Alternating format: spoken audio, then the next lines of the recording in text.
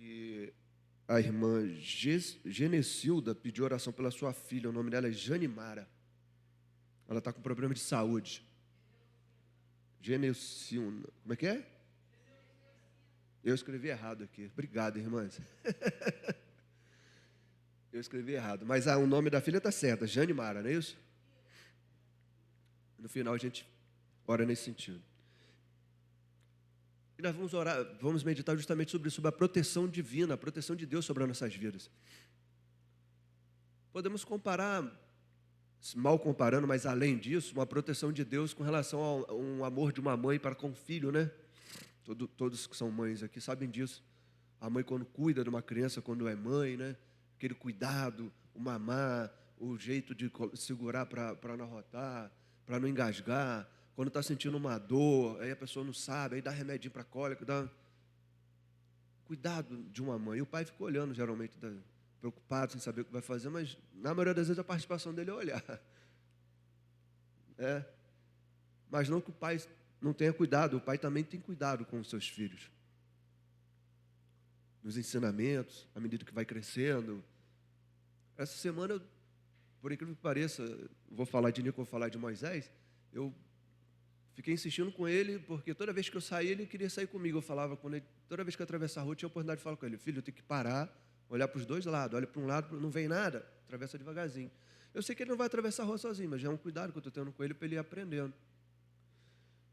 Então, a nossa proporção de humanidade é muito pequena, comparado ao que Deus pode fazer com relação às nossas vidas, com relação ao que Ele pode desenvolver de proteção, de presença, de cuidado para com as nossas vidas e com as nossas famílias. E eu posso citar vários exemplos aqui. Com o povo de Israel, por exemplo, no Egito Antigo, o que ele fez? Ele instruiu na última praga, a praga do filho primogênito, que Moisés fizesse o quê? Que ungisse os umbrais da casa com o sangue do cordeiro, que representando um ato profético do sangue de Jesus Cristo na cruz, onde o anjo do Senhor não entraria na casa em que tivesse os umbrais marcados com o sangue de cordeiro. Isso é cuidado, irmãos, em várias outras formas. O problema é que a relação do povo de Israel com Deus foi uma relação conturbada por parte do povo. Porque uma vez o povo estava próximo de Deus, eles se afastavam. Por isso, a gente pode dizer que era uma relação ioiô, de altos e baixos, uma relação montanha-russa, porque o povo de Israel realmente fugia da presença do Senhor. Tanto que, época, eles eram um império muito forte, como foi com Davi, quando estavam próximo de Deus, e épocas que eles eram levados cativos, e várias vezes, por várias nações. E, às vezes, nações com poder de exército bélico menor do que o povo de Israel. O problema era a desobediência, a idolatria, né, que o povo tinha. Mas mesmo assim Deus tinha cuidado com o povo, porque Ele trazia o povo de volta. O livro de Juízes mostra muito isso, né? O povo desobedecia, era levado cativo, Deus levantava um juiz e trazia o povo, resgatava o povo. E essa história de Isaías 43, eles estão falando justamente sobre isso. Só Deus resgata Israel. O resgate que o profeta Isaías está falando aqui é justamente esse resgate. Não é uma salvação espiritual na conotação, mas um resgate de salvar o povo, de resgatar o povo da escravidão, de resgatar a essência do povo como povo de Israel, entendeu? Mas nós vamos tirar daqui desse texto, somente dos 2 primeiros versículos, e nós vamos usar a Bíblia em outra parte, de que esse resgate, classificaremos aqui como humano, nós devemos tirar proveito dele aqui, espiritual, de ações sobrenaturais que Deus fez para com o povo de Israel. Você acredita nisso, querido? Que Deus pode realmente resgatar de uma forma sobrenatural?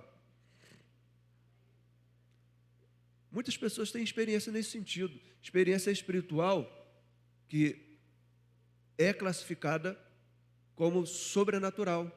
Meu irmão, se não for a mão de Deus, não tem explicação. Quantos médicos já ficaram com essa sensação de ter estudado medicina especializado, feito residência, e daqui a pouco ele não entende o que aconteceu? Porque foi um ato sobrenatural de Deus, uma cura.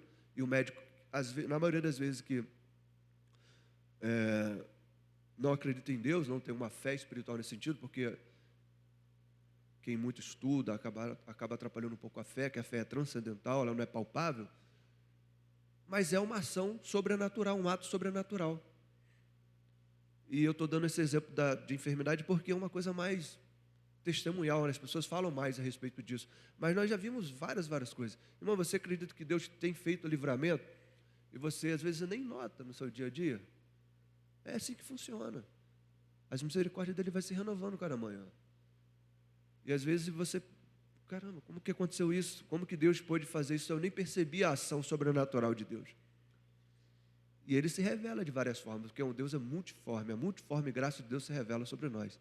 Isaías fala um pouco sobre isso. Vamos ler? Versículo 1 e 2 só do capítulo 43. Diz assim: mas agora, assim diz o Senhor, que te criou, ó Jacó, e que te formou, ó Israel.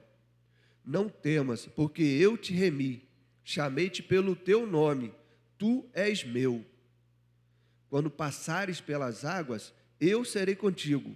Quando pelos rios, eles não te submergirão. Quando passares pelo fogo, não te queimarás, nem a chama arderá em ti. Amém? Glória a Deus. Deus abençoe a sua palavra lida. Note, irmãos, o versículo 1, já que vamos falar desses dois textos, depois vamos para outra parte, existe uma espécie de acordo de Deus com o próprio povo de Israel, digamos assim, né? Qual que é esse acordo? Deus é o próprio Deus, Israel, o povo de Deus. E ele deixa isso bem claro, porque ele se apresenta dessa forma, como o Senhor. Agora diz o Senhor, ou seja, o Senhor do povo de Israel. Ele está revelando para o povo que ele é o Senhor. Até agora, tranquilo, isso é básico, todo mundo sabe disso, que Deus é o Senhor de Israel. Mas o profeta revela ainda que ele se mostra como Criador. Agora uma relação entre o Deus Criador e a criatura que é o ser humano, revelado e classificado na figura do povo de Israel. Quando ele fala assim, ó Jacó, não é que ele quer falar do personagem Jacó, filho de Isaac, neto de Abraão. Ele quer falar sobre o povo de Israel, que ele fala, ó povo de Israel, ó Jacó, e que te formou, ó Israel. Você percebe que Deus quer deixar bem claro qual é a relação? Eu sou o Deus Criador e vocês são o povo que foram criados pelas minhas mãos. Ele diz assim, o povo de Israel é minha propriedade, pertence a mim. E ele revela, mais ainda nesse mesmo texto, a incredulidade e a idolatria e o afastamento do povo de Israel. Quando ele segue dizendo assim, porque eu te remi, chamei-te pelo teu nome. Irmãos, aqui ele está falando sobre remissão, sobre esse resgate. A remissão aqui também, o profeta Isaías está falando sobre o sangue de Jesus Cristo na cruz, onde foi um ato de remissão, remiu os nossos pecados. E aí Deus fala, eu remi o povo de Israel, eu te remi, eu paguei um alto preço, eu te criei, eu te formei, e por isso eu te chamei pelo teu nome, tu és meu. É uma criação, uma remissão, e agora a declaração de propriedade do povo de Israel para com Deus. Está aí porque Deus tem um cuidado especial com o povo de Israel. Porque ele não teria esse cuidado com a gente, com nós mesmos, com você, querido. Se ele te criou, se ele te remiu, se ele te tem como propriedade, porque ele não cuidaria do que é dele. É isso que o profeta Isaías está falando para o povo de Israel. O cuidado de Deus das pequenas coisas é porque Deus é o Deus Criador, aquele que remiu o povo de Israel, aquele que cuida do povo de Israel.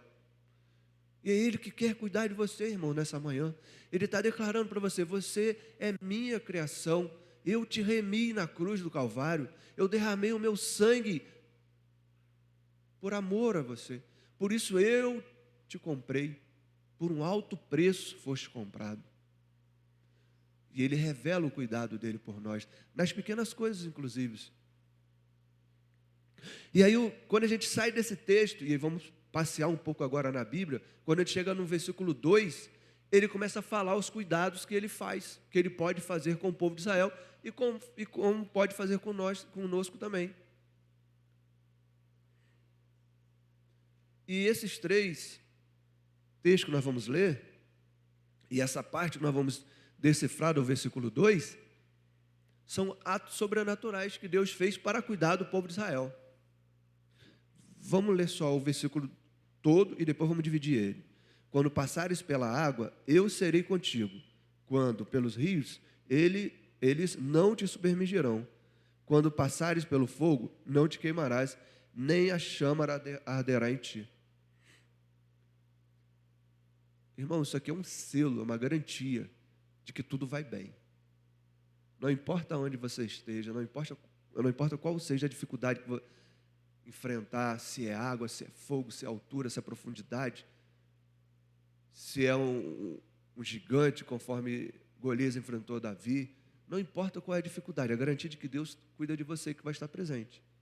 Não vai afundar, Ele vai estar, primeiro, vou estar com você pelas águas, sairei contigo, você não vai submergir e o fogo não vai te queimar. E ações sobrenaturais, irmãos. Como que você vai passar pela água e não vai submergir, não vai afundar? A não ser que seja de colete, caiaque, barco. Ações naturais do homem. E como que você vai no fogo e não vai se queimar? Aquele homem que é o Deus que é capaz de anular as forças naturais com água, como fogo, Ele é capaz de fazer infinitamente mais. Porque Ele é o Deus Criador. É o Deus que criou todas as coisas. Então Ele pode todas as coisas. Ele é onipotente, onisciente, onipresente. Deus está se revelando nessa manhã, irmãos, como o Deus Criador que cuida da sua criação. O Deus Criador que se importa com a sua criação, que se importa. Nós podemos imaginar nosso Deus, um alto sublime trono, rodeado por adoradores, 24 horas dizendo a Ele, santo, santo, santo, santo, santo, e todo aquele ambiente cheio da glória dEle, e os anciões, e os querubins, e os anjos, e mesmo assim, Ele se importa com a sua criação. Mas mesmo eu, Lona, pobre pecador, falho, que a Bíblia diz que são trapo de imundície? Sim, irmão, mesmo você, porque Deus se revela pela sua graça, e graça é favor imerecido. Não há nada que você possa fazer para garantir esse cuidado, a garantia é feita por Ele, porque Ele diz, eu te remi, você foi remido por Ele. Não é nada que você tenha feito, não é nada que você tenha pensado, não é nada que você possa comprar, nada disso, esquece todas essas questões. O preço foi pago na cruz, a remissão foi feita por Ele na criação. Eu te criei e eu te remi. Agora você é meu. Agora eu cuido de você. Agora você tem inteiro na sua mente, quando passar pela água, eu vou estar com você. Você não vai submergir. E se passar pelo fogo, você também não vai se queimar, porque eu não vou deixar.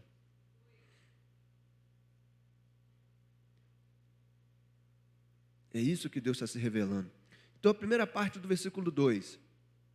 Quando passarem pelas águas, eu serei contigo. Essa parte. O texto que nós vamos ler está em Êxodo, capítulo 14. Bem conhecido também, irmãos. Vamos abrir aqui.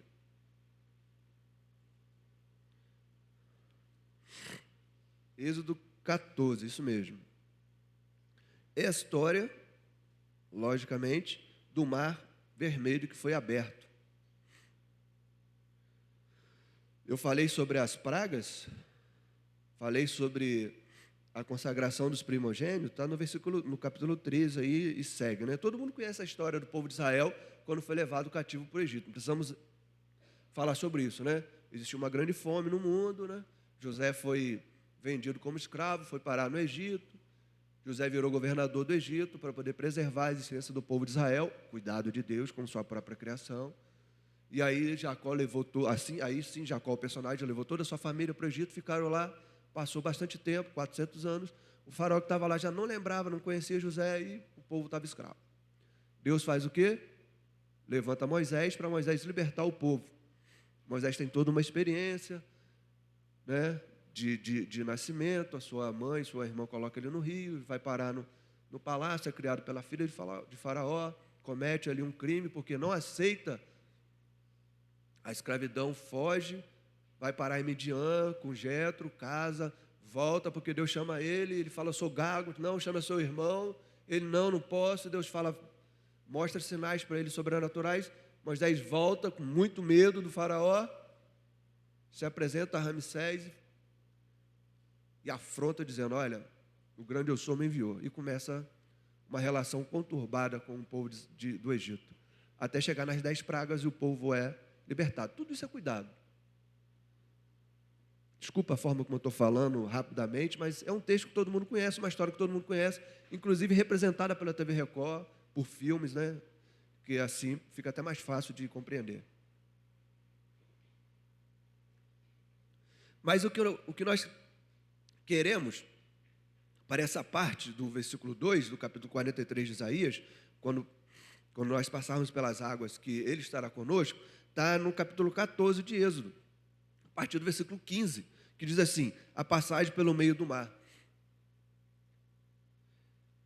Importante você notar que a nossa mente é muito pequena, que o versículo 15 já começa de uma forma direta, onde Moisés é advertido. E Deus pergunta para ele, por que clamas a mim? Diga aos filhos de Israel que marchem. Irmãos, essa promessa de passar pelo rio, ela já havia sido revelada para Moisés. Não era o momento de Moisés clamar ao Senhor, ele já havia clamado por salvação, por cuidado, e Deus já havia revelado isso para ele. Era o momento realmente de marchar. Só que a mente humana é muito pequena, e Moisés ficou ali acuado entre o mar vermelho e entre o exército de Faraó que vinha. E aí o que ele fez? Começou a clamar, e Deus advertiu. Porque Deus já havia feito a promessa de que estaria com ele quando passares pelas águas. E aí ele diz, ainda, instruindo o que Moisés precisava fazer. E tu, levanta o teu bordão, estende a mão sobre o mar e divide-o, para que os filhos de Israel passem pelo meio do mar em seco. É ou não é a revelação do capítulo 2 de Isaías 43? Quando passares pelas águas, eu serei contigo. Ele é capaz de abrir um mar para o povo de Israel passar. Isso considerando que lá na frente ele abriu o Rio Jordão também, irmãos. É um ato sobrenatural de cuidado de Deus com o povo de Israel e que ele é capaz de revelar isso através da sua vida hoje, irmão. Da nossa igreja também, de todo aquele que busca a presença dele. Mas não porque é algo que você faça, mas porque ele é Deus e ele remiu o povo de Israel.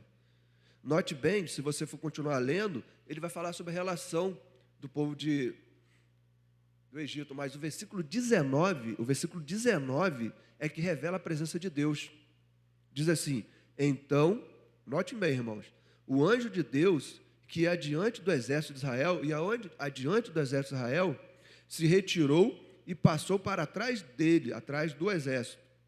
Também a coluna de nuvem se retirou de diante deles e se pôs atrás deles. Olha a presença de Deus aí, irmãos. O povo passou pelo mar a seco. Uma coluna de vento que repartiu o mar quando Moisés tocou com seu cajado. Imagino que seja feita uma coluna de água de um lado, com vento segurando do outro.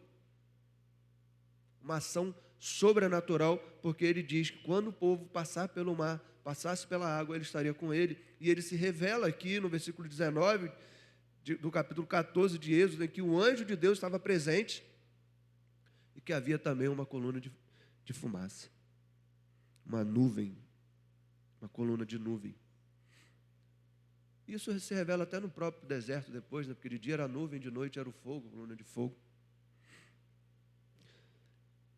Revela o cuidado de Deus, porque nós somos criação dele, criaturas dele, e nós fomos remidos. Não teria por que Deus tirar o povo de Israel do Egito e deixar que o povo morresse ali afogado no mar. Mas essa não é a promessa de Deus. A promessa é que que você vai passar pelas águas e que ele vai passar com você, conforme ele fez aqui com o povo de Israel no Egito.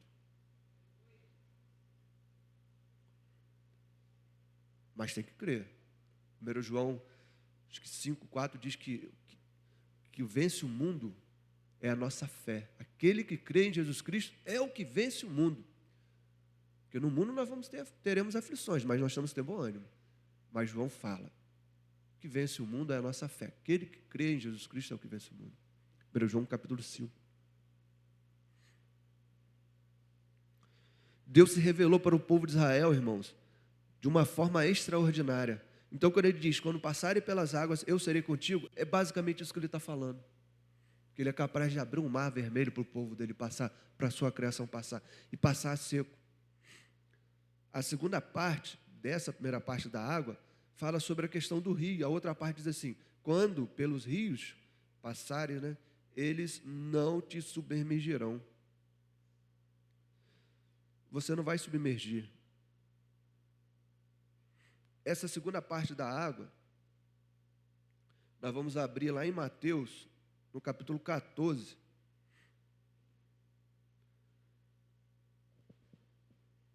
Vamos ler a partir do versículo 28. É também um outro texto bem conhecido, que é Jesus andando sobre o mar. Aqui é o mar da Galileia, mas na verdade o mar da Galileia é um mar de água doce, que seria um grande lago ali na Galileia, mas que recebeu o nome de mar, mas não é um mar na verdade. Mas como a Bíblia chama de mar, e pela sua extensão fluvial, na verdade, recebeu o nome de mar, mas não é mar. É um rio de água doce de grande proporção. O importante, antes da gente entrar nesse texto, que é a segunda parte da água com relação ao rio submergir, é que Jesus aqui ele recebe a notícia de que perdeu o seu primo João Batista. Acabaram de morrer perante Herodes. E ele havia já passado praticamente o dia da multiplicação dos pães e estava já bem cansado quando recebeu essa notícia. Aí ele pede, na verdade ele ordena que os discípulos entrem no barco e atravessem o mar para o outro lado, né, o mar da Galileia. A Bíblia fala que isso é já no fim da tarde. E aí ele sobe no monte para poder orar. E a Bíblia diz que ele ora até a quarta vigília da noite. Versículo 25. Na quarta vigília da noite, foi Jesus ter com os discípulos andando sobre o mar. A noite era dividida em 4 partes. E a última parte da noite seria entre 3 e 6 da manhã. A última parte da noite mesmo, na madrugada já para amanhecer. Considerando que os discípulos já estavam lá desde o final da tarde, eles já estavam lá há bastante tempo, né? E por tempestade, ia uma tempestade assolando ali o mar. Então eles estavam já bastante receosos e preocupados. Mas aí é a promessa que Isaías traz aqui, de que eles não iriam afundar, não iriam submergir. E por que eu retratei isso? Para a gente poder entender o contexto, e a partir do versículo 28, a gente vai ver o diálogo de Jesus com Pedro, que é onde realmente há uma submersão, e Jesus acode Pedro. Diz assim o versículo 28. Respondendo-lhe Pedro, diz, se és tu, Senhor, manda-me ter contigo por sobre as águas. E ele disse, vem. E Pedro, descendo do barco, andou por sobre as águas e foi ter com Jesus. Reparando, porém, na força do vento, teve medo. Começando a submergir, gritou, salva-me, Senhor. E prontamente, Jesus, estendendo a mão, tomou-o e lhe disse, homem de pequena fé, que duvidaste? Subindo ambos para o barco, cessou o vento, acabou a tempestade. E os que estavam no barco o adoraram, dizendo, verdadeiramente és filho de Deus. Irmãos, é uma clara demonstração do poder de Jesus sobre os poderes naturais do mar, do vento, da tempestade. Quando é necessário, ele age de uma forma sobrenatural para impedir que você afunde. Foi isso que aconteceu quando Pedro estava submergindo e Pedro começou a clamar, salva-me. A Bíblia diz que prontamente ele estende a mão e segura Pedro. Muitas pessoas falam que Pedro não teve fé, é homem de pequena fé por ter sido repreendido por Jesus, mas ele foi a única pessoa a sair do barco, a única pessoa a falar com Jesus para poder sair. Ninguém mais saiu, só ele. É claro que a natureza nossa, humana, é realmente de ficar assustado com as coisas. Ele começou a reparar na onda, começou a reparar no vento, e ele deixou de prestar atenção em Jesus e ele começou a afundar. Mas Jesus, conforme a promessa de Isaías 43, versículo 2, a segunda parte da água, não deixa a sua criação submergir. E ele prontamente segura Pedro. E esse é o segundo passo, porque há um entendimento de que eles voltaram para o mar. Se Pedro andou até chegar próximo de Jesus, ao ponto de Jesus socorrê-lo, e depois de ter sido socorrido, porque isso que Jesus faz, ele nos socorre, há uma dedução de que ele volta andando com Jesus para o barco. Né? Ele não vai voltar, Jesus vai voltar andando, ele vai voltar nadando. Então isso é uma revelação de um ato sobrenatural de Deus para com a sua criação. E nós vimos o primeiro, no Mar Vermelho, que foi com relação a todo o povo de Israel, mas nesse segundo exemplo da submersão, foi só na figura de Pedro. O que eu quero dizer com isso? Mas Deus abriu o Mar Vermelho que foi com o povo todo de Israel, mas ele agiu com Pedro, sendo Pedro somente uma pessoa. Isso revela o cuidado de Deus individual, irmão. Cuidado que ele tem com você, com a sua própria vida, individualmente, com a sua própria família, com a sua própria casa. Ele não vai deixar você submergir, não vai deixar você afundar. Ele está pronto a estender a sua mão, a te socorrer, a agir de uma forma sobrenatural, como ele fez com Pedro ali, e conforme ele fez com o povo de Israel, porque é a promessa que ele fez. Quando andares pelas águas, estarei contigo, e quando passares pelos rios, não submergirão. É o cuidado dele que ele tem com você, irmãos. Agora, a última parte, para a gente já caminhar para o encerramento, é a parte do fogo. E também um texto conhecido que nós vamos ler. O versículo 2 diz assim: quando passares pelo fogo, não te queimarás, nem a chama arderá em ti. Quem já foi queimado sabe a dor de uma queimadura, né? Fica ardendo, ardendo, ardendo. E tem gente que bota óleo, bota manteiga, bota pomada, e não tem jeito. Pode refrescar no momento, passou um minutinho, menos de um minuto, volta a arder de novo. E quando é no local de articulação que você mexe, ou quando é no dedo, alguma coisa que você precisa tocar, você esquece. É como dar uma topada com o dedinho minguinho, né? Que dói demais. Então a queimadura realmente tem graus de queimadura que vai doer mais ou menos, ou que vai causar mais ou mais menos ou mais lesões. Mas se uma queimadura pequena já é dolorida, imagine uma queimadura grande ou uma grande proporção do corpo. Mas a promessa de Deus é que não passares pelo fogo, não será queimados, e a chama não arderá. Qual texto que nós sabemos que isso aconteceu e que é fácil de entendermos? Daniel capítulo 3, né, irmãos? Vamos lá para esse último texto? Daniel capítulo 3 revela o livramento dos companheiros de Daniel da fornalha de fogo. Eu não sei, eu vou dizer assim, me permita aqui a expressão, deu a louca no rei Nabucodonosor. De uma hora para outra ele começa, sei lá, acho que instruído por alguns sacerdotes, algumas religiões pagãs, e ele manda construir uma imagem grande. E aí ele diz, faz um decreto e manda o seu mensageiro anunciar, ou seja, ele edita e vai publicar, promulgar esse decreto, e diz que quando passasse aquela imagem, todo mundo tinha que parar o que estava fazendo e se prostrar adorando aquela imagem. E aí o versículo, Daniel capítulo 3, versículo 6 diz assim: qualquer que se não prostrar e não adorar, será no mesmo instante lançado aonde? Na fornalha de fogo ardente. Daniel 3, 6. Esse é o contexto.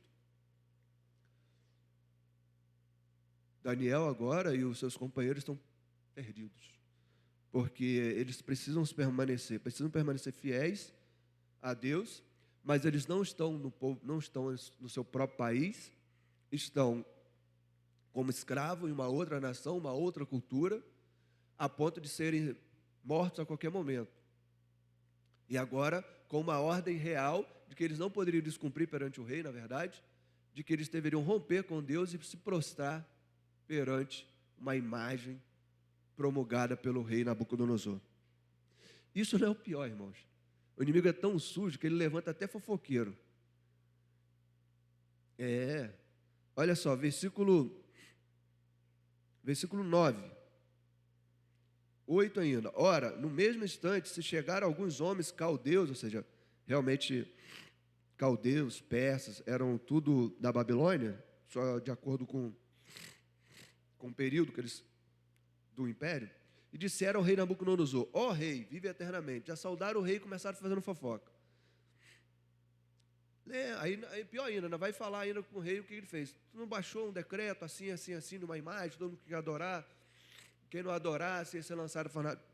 Ao rei: sim, claro, eu fiz isso. Aí ele: olha, então, tem uns homens judeus aí, eu não queria falar nada não, mas eles estão aí não deram o nome ainda, Sadraque, Mesaque e Abednego. Estes homens não fizeram conforme o Senhor mandou. O inimigo é sujo, né, irmãos? Acusação falsa, o que mais tem? Isso é abominação perante o Senhor. E aí o texto segue dizendo que Nabucodonosor se irou, ele ficou revoltado, furioso, porque mexeu com o ego dele, né? Era o homem mais poderoso da terra. E aí ele chamou os 3 corajosos, versículo 15, né? O 14 ele já começa a falar com Sadraque, Mesaque e Abednego, e ele repreende, e ele dá uma chance, versículo 15, 16, no 15, e diz assim: olha, se vocês não cumprirem, quem poderá vos livrar da minha mão? Tipo assim, o rei ainda deu mais uma chance. Aí a resposta dele está no versículo 16. Quanto a isso nós não podemos responder não. Se o nosso Deus, a quem servimos, 17, quer livrar-nos, ele nos livrará da fornalha de fogo ardente das tuas mãos. Se não, fica sabendo, ó rei, que não serviremos a teus deuses, nem adoraremos a imagem de ouro que tu levantaste. Irmãos, é de uma ousadia, de uma coragem tremenda. Quando a Bíblia fala que o Espírito nos revela com ousadia, com coragem, para pisarmos em serpente, é sobre isso que a Bíblia fala. Não é uma ousadia para você começar a caminhar, mudar de alimentação, uma ousadia, uma coragem para você começar o estudo. Não que isso seja errado, pelo contrário, é certo. Saúde física, entendimento, busca por melhor vida, por entendimento, por conhecimento. Mas o que nós estamos falando na área espiritual é essa ousadia da pessoa se posicionar. E os companheiros de Daniel se posicionaram diante do rei. Meu irmão, eles estão diante de um rei, que é o cara mais poderoso da terra à época, que determinou um decreto, e quem não cumprir esse decreto vai morrer queimado na fornalha. E eles falam assim: olha, tenho minha vida já por ganho por Cristo. Isso aí eu não posso te responder não, rei. Eu não respondo ao Senhor, eu respondo a Deus lá. Se ele for me livrar, beleza. Se ele não me livrar, já fica sabendo que eu não vou adorar os seus deuses, nem essa imagem que você levantou não. E aí? Uma fé concreta. Qual é o tamanho da sua fé? O que você está disposto a... mas eu não vejo o ato sobrenatural de Deus, eu não vejo Deus abrindo o mar vermelho, eu não vejo Deus me tirando, submergindo, mas Pedro teve uma fé para sair do barco. Os companheiros de Daniel tiveram uma fé para se posicionar. A gente não pode somente querer as coisas, o ato sobrenatural, e a gente... É graça, é o poder de Deus, Ele é o nosso Criador, Ele nos remiu. Mas, irmãos, é conforme pregação discipulada de missões, de palavra. Você não pode, desculpa aqui a expressão, está gastando cartucho com um defunto. Vai falar com o cara. Se o cara não quiser, limpa teu pé aí, sacode, segue sua vida. Se nós estamos habilitados a desistir da pessoa que não quer Cristo, imagine só o próprio Cristo daquela pessoa que não quer Ele. Se ele ficar dando atenção para quem não quer ouvir dele, não quer nada com ele. Nós precisamos nos posicionar, os companheiros se posicionaram. E olha só, o rei, ele, no versículo 20, ele ordenou, ele pegou os mais poderosos que estavam no seu exército e mandou que pegasse Sadraque, Mesaque e Abednego e lançassem eles na fornalha. Mas a promessa, a parte final do versículo 2, do 43, diz que o fogo não queimará e que a chama também não arderá. Essa promessa se revela na vida desses homens. E o fogo estava tão grande, Vamos seguir no versículo 21, que diz assim: então estes homens foram atados com seus mantos, sua túnica e chapéus e outras roupas, e foram lançados na fornalha sobremaneira acesa. Eles foram presos, lançados lá. 22. Porque a palavra do rei era urgente e a fornalha estava sobremaneira acesa. As chamas do fogo mataram os homens que lançaram de cima para dentro a Sadraque, Mesaque e Abednego. O fogo era tão grande, todo mundo conhece essa história, mas o fogo é tão grande que matou. Aí veio a revelação, veio a concretização da promessa de Deus, que o fogo não queimará. Estes 3 homens, Sadraque, Mesaque e Abednego, caíram atados dentro da fornalha acesa. Então o rei se espantou.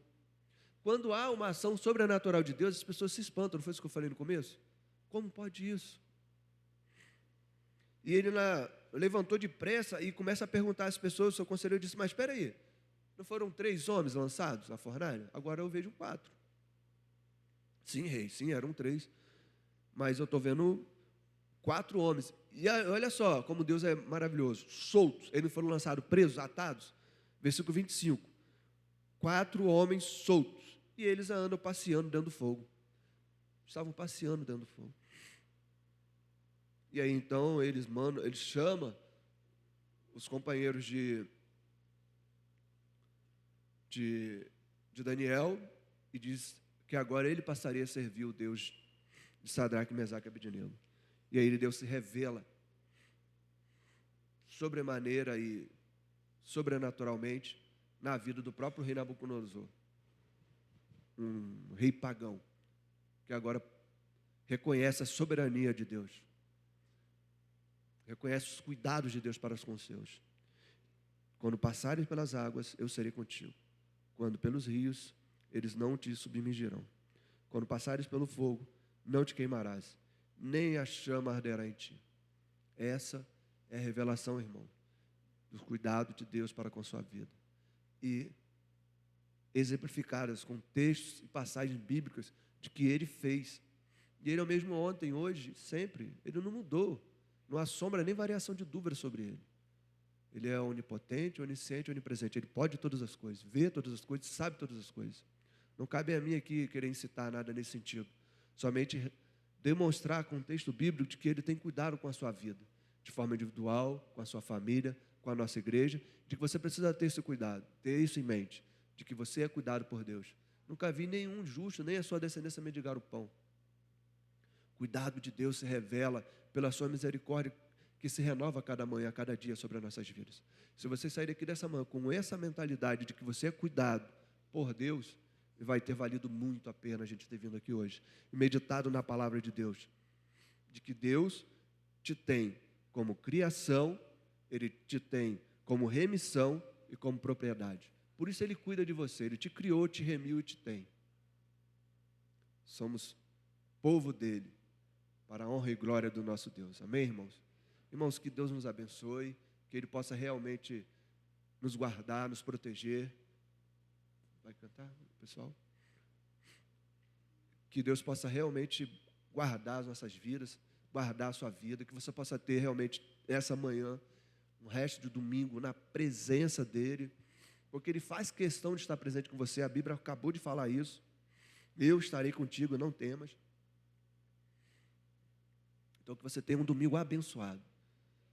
E logo mais à noite, volte, convide mais alguém para estarmos aqui no culto. Deus tem uma outra palavra, uma palavra nesse sentido para você, para a sua casa, para a sua família, para você também que está acompanhando. Culto de hoje à noite, com louvores, com oração. Nós vamos fazer aquele momento de oração e vamos encerrar o culto então, né? Então, o nome da irmã é Janimara, da filha dela. E a irmã é como mesmo? Genecione.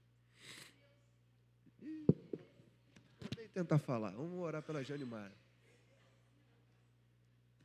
Acho que ela está vendo em casa agora, deve estar rindo. Que irmão burro, não consegue falar meu nome. É Jane? Então vamos orar pela Jane e pela Jane. E pela Jane. Alguém mais quer fazer algum pedido, irmãos? De oração? Tem mais algum parente? Algum pedido específico? Pessoas que queiram cuidado de Deus? Fala, Francisco. sua esposa, como é que é o nome dela mesmo? Helena. Helena, a esposa do irmão Francisco. Vamos orar então, irmãos? Jane, pode falar, Jane.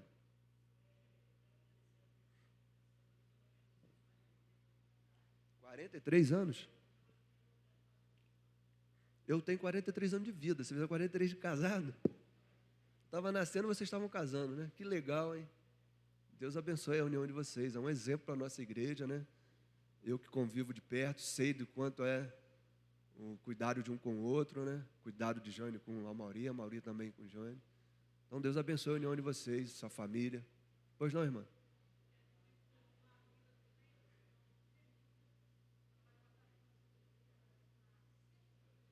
Cremilda? Mais fácil de falar do que Geneucilda. Né?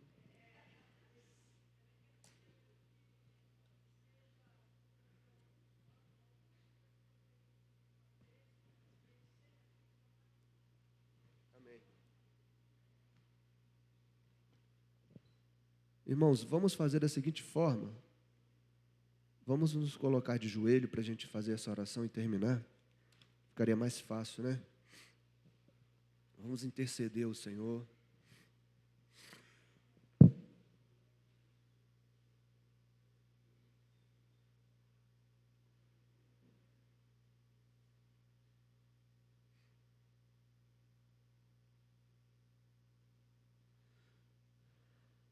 Pode começar a orar, irmãos.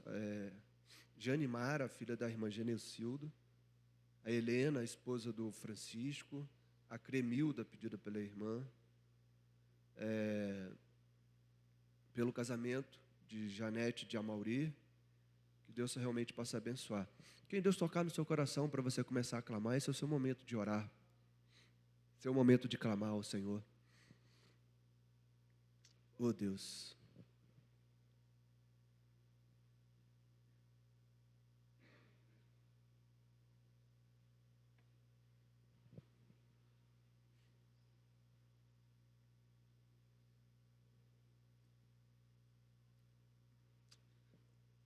Santo Deus,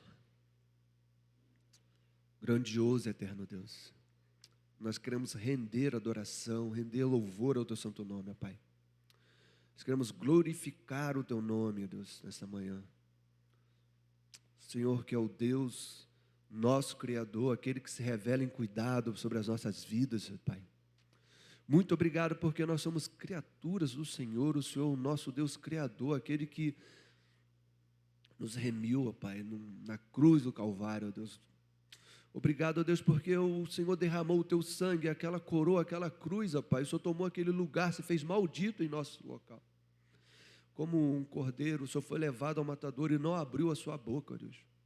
Muito, muito, muito obrigado, ó Pai. Ó Deus, obrigado porque o Senhor tem se revelado atencioso, cuidadoso sobre as nossas vidas, sobre as nossas famílias, sobre a nossa igreja. E por isso nós queremos Te agradecer nessa manhã, ó Pai.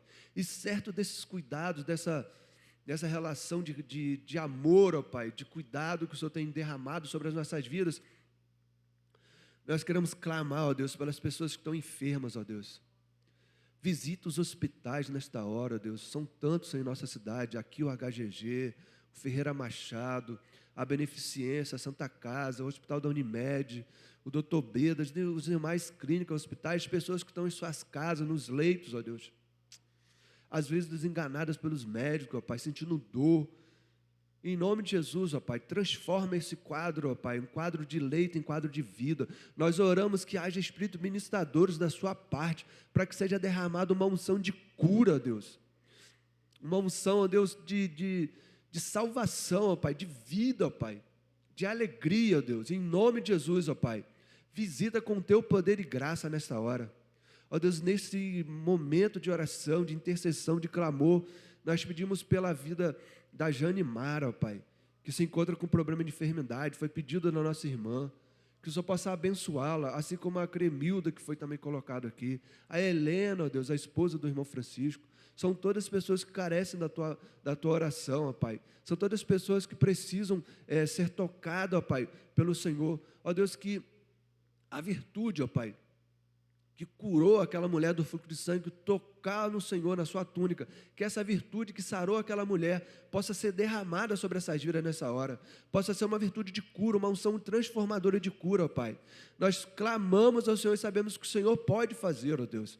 Nós acreditamos no Teu senhorio, na Sua soberania, acreditamos que o Senhor pode livrar essas pessoas da dor, da enfermidade, ó Pai. Oh Deus, transforma essas vidas, transforma esse leito de dor em leito de cura, que onde a morte, ó Deus, passeia, que haja vida. Nós profetizamos vida, ó Pai, cura. Profetizamos, ó Pai, uma transformação, ó Pai. Em nome de Jesus, ó Deus. Que o Espírito Santo do Senhor possa realmente derramar, ministrar a cura. Ó Deus, e agora, nesta hora, com alegria no nosso coração, nós agradecemos ao Senhor pela vida do Almauri e da Janete, ó Deus. São 43 anos de união, de casamento. São 43 anos, ó Pai, em que eles fizeram um compromisso perante o Senhor e os têm, ó Pai, confirmado nesta data, ó Pai. E revelou frutos, ó Pai, conforme o seu filho que está fazendo aniversário hoje. Seus netos, ó Pai, toda a sua casa seja alcançada pelo Teu amor, pela Tua graça, ó Pai. Em nome de Jesus, ó Pai, que o Senhor possa fazer com que o amor deles seja um exemplo, ó Deus, para a nossa igreja, para as nossas vidas. Que eles sejam rica e abundantemente abençoada pelo Senhor, ó Pai. Espiritualmente, ó Pai, materialmente, ó Pai, derrama bênçãos sobre essas vidas, bênçãos sem medidas, ó Pai. E agora te pedimos nesta hora que o Senhor nos leve em paz para nossas casas, nos dê um resto de domingo na Tua presença, um descanso, e logo mais à noite o Senhor possa estar conosco aqui também no culto, ó Pai, nos louvores, na meditação da palavra. E conforme esse culto da manhã, nós queremos consagrar o Senhor da noite também. Receba como cheiro suave no seu trono de graça. Ser conosco, nos abençoando, nos guardando e nos protegendo. Em nome de Jesus, ó Deus. Amém, ó Deus. E amém. Amém, queridos. Amém. Irmãos, que Deus abençoe, tá bom? Vai na paz. Amém. E até logo mais à noite.